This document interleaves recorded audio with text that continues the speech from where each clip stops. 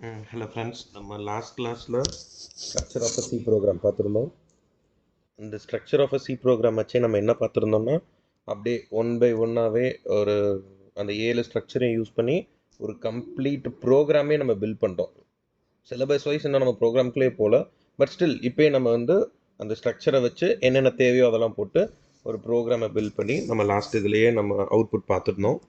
So பார்க்காதவங்க அந்த second வீடியோவை போய் பாருங்கள், உங்களுக்கு டீட்டெயில்டு வியூ உங்களுக்கு இதில் கிடைக்கும். ஓகே, மோர் வீடியோஸ் பார்க்குறதுக்கு இந்த சேனலை சப்ஸ்கிரைப் பண்ணிக்கோங்க. உங்களுக்கு entire syllabus videos one by ஒன்னாக வந்துட்டுருக்கு. ஓகே, இன்றைக்கி கிளாஸில் என்ன பார்க்க போகிறோம் அப்படின்னா, அதோட கண்டினியூஷன் அப்படியே கம்பைலேஷன் அண்ட் எக்ஸிக்யூஷன். ஓகே, இது ஒரு இம்பார்ட்டன்ட், ஒரு மினிமம் ஒரு 2 மார்க்கில் கேட்கலாம், இல்லை உங்களுக்கு ஒரு 4 மார்க்லையும் கேட்கலாம். ஓகே, கம்பைலேஷன் அப்படின்னா என்னென்னா, அதுக்கு ஒரு டெஃபினேஷன் இங்கே கொடுத்துருக்காங்க.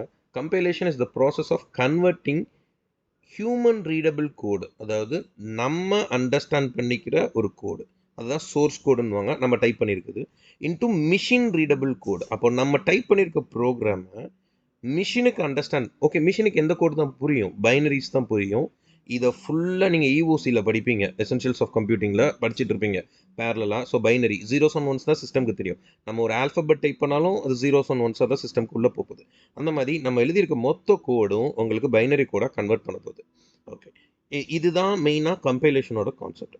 இன் C we use the GCC compiler. Okay, நம்ம லாஸ்ட் அந்த இதிலே பார்த்தோம், அந்த ஸ்ட்ரக்சர் ஆஃப் சி ப்ரோக்ராம்லேயே நம்ம என்ன பார்த்தோம்னா, நான் ஜிசிசின்ற கமாண்ட் யூஸ் பண்ணி தான் உங்களுக்கு அதை எக்ஸிக்யூட் பண்ணி ஒரு ஃபஸ்ட் அதை கம்பைல் பண்ணியிருப்பேன், அதுக்கடுத்து அதை எக்ஸிக்யூட் பண்ணி அவுட்புட் எடுத்திருப்போம். ஸோ அப்போ ஜிசிசி கம்பைலர் தான் இங்கே நம்ம யூஸ் பண்ணுறோம். The compiler checks your code for errors first. Okay, அப்போ நம்ம அந்த கம்பைலர் என்ன பண்ண போகுதுன்னா, நம்ம கோடில் ஏதாவது எரர் இருக்கான்னு அது செக் பண்ண போகுது. ஓகே, எரரே இல்லை அப்படின்னா அது ஒரு எக்ஸிக்யூட்டபிள் ஃபைலை கிரியேட் பண்ணி கையில் கொடுத்துரும். எக்ஸிக்யூட்டபிள் ஃபைல் அப்படின்னா அதை ரன் பண்ண போகிற ஃபைல். நம்ம அந்த ஃபைலை ரன் பண்ணி அவுட்புட் எடுக்க போகிறோம். எப்போ அந்த ஃபைல் கிடைக்கும்? நமக்கு எரரே இல்லை அப்படின்னா தான் அந்த ஃபைல் நமக்கு கிடைக்க போகுது. ஓகே, இப்போது execution means running the compiled program. அப்போ நம்ம மேலே ஒரு ப்ரோக்ராமை கம்பைல் பண்ணி வச்சுருக்கோம்ல, அந்த ப்ரோக்ராமை நம்ம ரன் பண்ண போகிறோம். Once you have the executable file, you tell the compiler to run it. Okay, அப்போ நம்ம கம்பைலர் கிட்ட என்ன சொல்ல போகிறோம்னா, ஓகே, இந்த எக்ஸிக்யூட்டபிள் ஃபைல் இருக்குல்ல, அதை ரன் பண்ணி எனக்கு ஒரு அவுட்புட்டை கொடு அப்படின்னு நம்ம பாஸ் பண்ணுறோம். ஓகே, இப்போது கம்பைலேஷன்லேருந்து எக்ஸிக்யூஷனுக்கு போகிறதுக்கு ஒரு செட் ஆஃப் ப்ராசஸே இருக்குது. இங்கே ஸ்டெப் பை ஸ்டெப்பாக சொல்கிறேன், அதுக்கடுத்து பேக்கெண்டில் என்ன நடக்கும்ன்றத ஒரு கற்பனையாக சொல்கிறேன். Okay, first writing source code. அப்போ ஒரு சோர்ஸ் கோடை நம்ம எழுதுகிறோம், அதோட எக்ஸ்டென்ஷன் என்ன வைக்கணும்? .c. நம்ம லாஸ்ட் டிஸ்கிரிப்ஷன்லேயே பார்த்துருந்தோம், அந்த போன டாப்பிக்கில் ஸ்ட்ரக்சர் ஆஃப் சி ப்ரோக்ராமில் .c தான் அந்த ஃபைல் நேமும் வச்சுருந்தோம். ஓகே, இப்போது ஃபஸ்ட்டு ஒரு எழுதுனதுக்கப்புறம், கோட் எழுதுனதுக்கப்புறம் அதை ப்ராசஸ் பண்ணணும். Processing handles directive beginning with hash, அதாவது நம்ம ப்ரீ ப்ராசஸ் டைரக்டிவ்னு பார்த்தோம்ல, ஹேஷ். ஓகே, இப்போ நான் இன்னொரு கொஷின் நான் இங்கே சொல்கிறேன். அண்ணா யூனிவர்சிட்டியில் ப்ரீவியஸ் இயர் கொஷின் பேப்பர்ஸில் preprocessor directive, okay, structure of a C program நமக்கு ஃபஸ்ட்டு என்ன தான் இருந்துச்சு? ப்ரீ ப்ராசஸர் டைரக்டிவ், அந்த ஹேஷ் இன்க்ளூட் stdio.h, இதுதான் pre processor directive.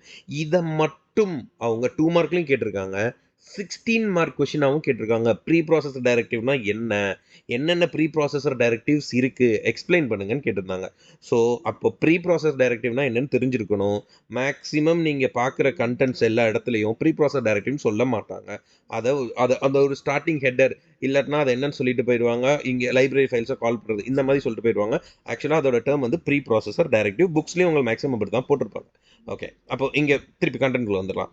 Processing handles directives beginning with hash. Okay, இங்கே அங்கேருந்து ஸ்டார்ட் பண்ணுதா? அப்போ headers files into the program. என்ன இந்த ஹேஷ் இன்க்ளூட் என்ன பண்ணுது? ஹெடர் ஃபைல்ஸ் உள்ள கொண்டு வருது, அதை லைப்ரரி ஃபைல்ஸ் உள்ள கொண்டு வருது. இந்த ப்ராசஸிங் பண்ணி நமக்கு இங்கிருந்து இந்த ஸ்டெப்லேருந்து நமக்கு என்ன அவுட்புட் கிடைக்குதுன்னா, எக்ஸ்பேண்டட் சோர்ஸ் கோடு நமக்கு கிடைக்குது. அப்போ ப்ராசஸ் பண்ணி நமக்கு என்ன வருது? எக்ஸ்பேண்டட் சோர்ஸ் கோடு கிடைக்குது.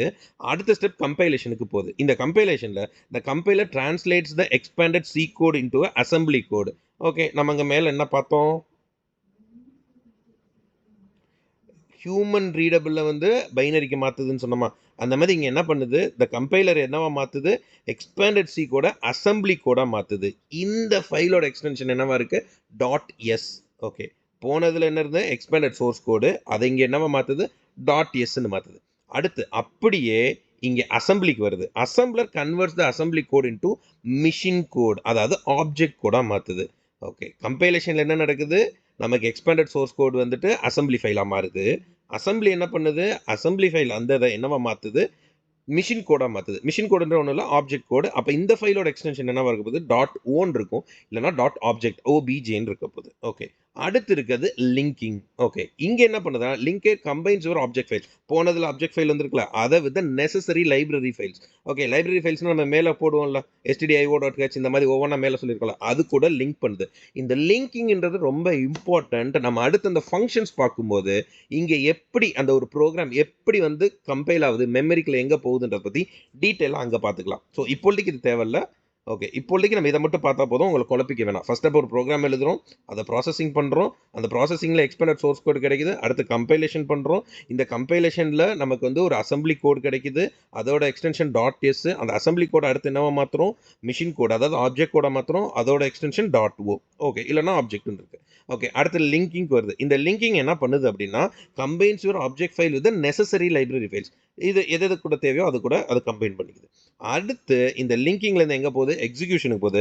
த executable file runs on the computer producing the desired output. அப்போ கம்ப்யூட்டரில் இது வந்து எக்ஸிக்யூட் ஆகி நமக்கு ஒரு என்ன அவுட்புட், டிசைட் அவுட்புட், என்ன அவுட்புட் வரணுமோ அந்த அவுட்புட்டை வரப்போகுது. ஓகே, அப்போது விண்டோஸ்க்கு இது என்ன ஃபைலாக கிடைக்குது, இந்த இது லிங்கிங் இதுலேருந்து வரும்போது .exe ஃபைலாக வருது. லினக்ஸ் மிஷினுக்கு a.out அப்படின்ற ஃபைல் வருது. நீங்கள் நெக்ஸ்ட் டைம் வந்துட்டு இல்லைனா நீங்கள் போன ப்ரோக்ராமே எடுத்து பாருங்கள், நம்ம ரன் பண்ணும்போது .exe அங்கே வந்திருக்கும்.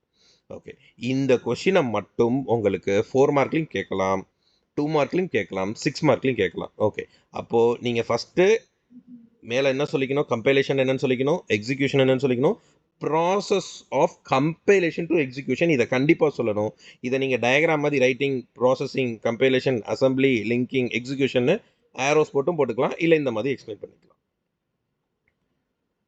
ஓகே, அடுத்தது interactive process in C. Interactive process means writing and executing program step by step. Okay, அப்போது இன்டராக்டிவ் ப்ராசஸ், இன்ட்ராக்ஷன் என்ன, நான் உங்கள் கூட இன்ட்ராக்ட் பண்ணுறேன், நான் உங்கள்கிட்ட ஒன்று சொல்லுவேன், நீங்கள் என்கிட்ட ஒன்று சொல்லுவீங்க, இதுக்கு பேர் தான் இன்ட்ராக்ஷன். மாறி மாறி பேசிக்கிட்டு இருக்காது. அந்த மாதிரி interaction process means writing and executing program step by step, ஒவ்வொரு ஸ்டெப்பாக பண்ணுறது. Usually using an IDE. Okay, ஐடின்றது என்னன்னு பார்த்தீங்கன்னா அது வந்து ஒரு இன்டர்பிரட்டர்.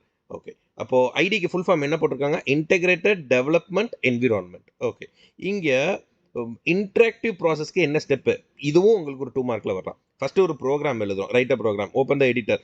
ஓகே, இப்போ நான் விஎஸ் கோட் யூஸ் பண்ணியிருந்தேன், விஎஸ் கோட் யூஸ் பண்ணியிருந்தேன், இல்லைனா லினக்ஸ் என்விரான்மெண்ட்டில் போடுறேன், இல்லை டர்போ சீனிங் யூஸ் பண்ணிக்கலாம். ஓகே, அடுத்து compile the program. Compile the ப்ரோக்ராம்னா அதில் என்ன செக் பண்ணும், சின்டாக்ஸ் கரெக்டாக இருக்கான்னு செக் பண்ணும், உங்கள் லாஜிக்லாம் கரெக்டாக இருக்குமான்னு செக் பண்ணாது. நீங்கள் வந்து அடிஷன் பண்ணணும், அங்கே நீங்கள் மைனஸ் பண்ணிட்டு வரீங்க அப்படின்னா அவுட்புட் தப்பாக தான் வரும், அதை இங்கே செக் பண்ணாது. அது சின்டாக்ஸை மட்டும் தான் செக் பண்ண போகுது. ஓகே, சின்டாக்ஸ் எல்லாமே கரெக்டாக இருக்குன்னா அடுத்த ஸ்டெப்பு போகும். சின்டாக்ஸ் தப்பாக இருக்குன்னா உங்கள்கிட்ட சொல்லிடும் இங்கே இந்த பிரச்சனை இருக்குன்னு.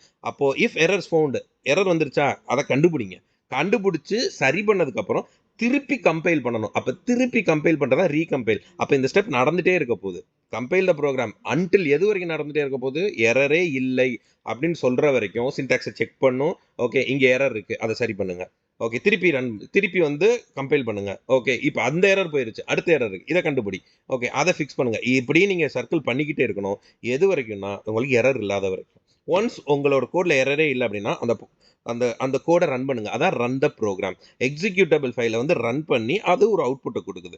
Test with an input. Okay, இங்கே தான் a + b ஓகே, உனக்கு செக் பண்ணி பார்க்கணும். 2 + 2 உள்ள இன்புட்டை பாஸ் பண்ணு, 2 + 2 4 வருதா, ஓகே கரெக்ட். இல்லை அங்கே தான் உனக்கு லாஜிக் மிஸ்டேக் ஆகுதா, ஓகே இங்கே தான் போட்டிருக்கு debug if needed. If logic is wrong, தப்பான லாஜிக் போட்டிருக்க, நீ அடிஷன் பண்ணணும், அங்கே சப்ட்ராக்ஷன் ஆகிட்டு இருக்குன்னா லாஜிக்கை நீ கண்டுபிடிச்சு கோடுக்கு போ, அந்த கோடை சரி பண்ணு, அப்புறம் அந்த ப்ராசஸ் அப்படியே ரிப்பீட் பண்ணு.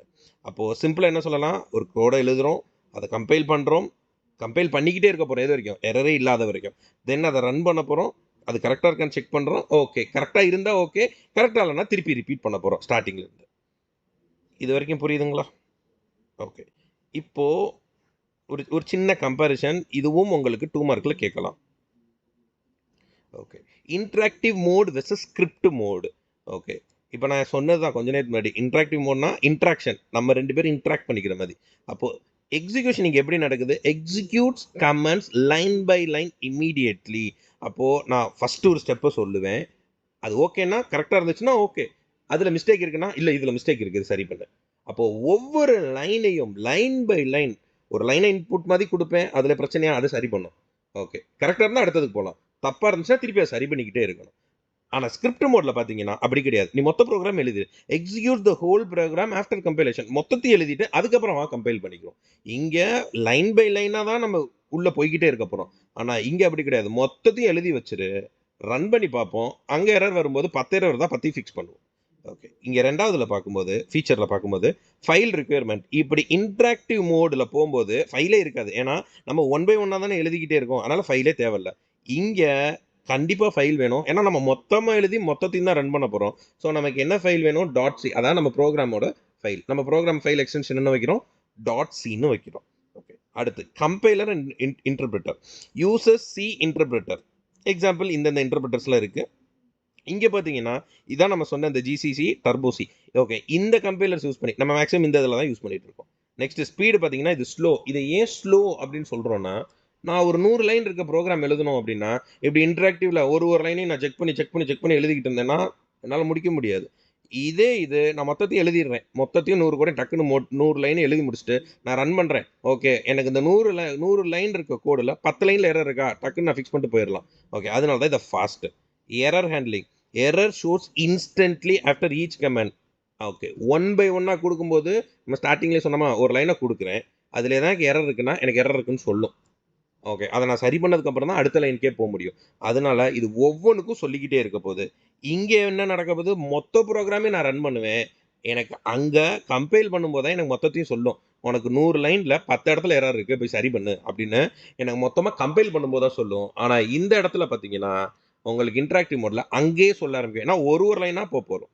ஓகே, யூஸ் ஸ்மால் கோடு. இப்போ நம்ம சொன்ன மாதிரி 100 லைன் இருக்கிறதெல்லாம் நம்ம இங்கே இதெல்லாம் போட முடியாது. ஒரு சின்ன கோடு, ஒரு 5 லைன் இருக்குது, 6 லைன் இருக்குன்னா 1 பை 1 வேணால் நம்ம போய்க்கலாம். ஆனால் இங்கே பார்த்தீங்கன்னா ஒரு பெரிய ப்ரோக்ராமை நம்ம ஈஸியாக இங்கே பண்ணிக்கலாம். இதான் interactive and script mode. Okay, upcoming கிளாஸஸில் அடுத்து நம்ம கமெண்ட்ஸ் இன் சி, அதுக்கடுத்து இண்டென்டேஷன், இதை ஃபுல்லாக நம்ம அடுத்த கிளாஸில் பார்க்க போகிறோம். ஓகே, மோர் வீடியோஸ் பார்க்கணும் அப்படின்னா சப்ஸ்கிரைப் பண்ணிக்கோங்க. ஓகே, உங்களுக்கு எதாவது டவுட்ஸ் இருக்குன்னா கமெண்ட் பண்ணுங்கள், நான் உங்கள் கமெண்ட்ஸ்க்கு ரிப்ளை பண்ணுறேன். நோட்ஸ்க்கு நீங்கள் கண்டிப்பாக இந்த இதில் கிளாஸ் ரூம் லிங்க்கை டிஸ்கிரிப்ஷனில் போடுறேன், அதில் ஜாயின் பண்ணிக்கோங்க. ஃப்ரெண்ட்ஸ்க்கு, உங்கள் கிளாஸ் ஃப்ரெண்ட்ஸ்க்கு இதை ஷேர் பண்ணுங்கள். தேங்க்யூ.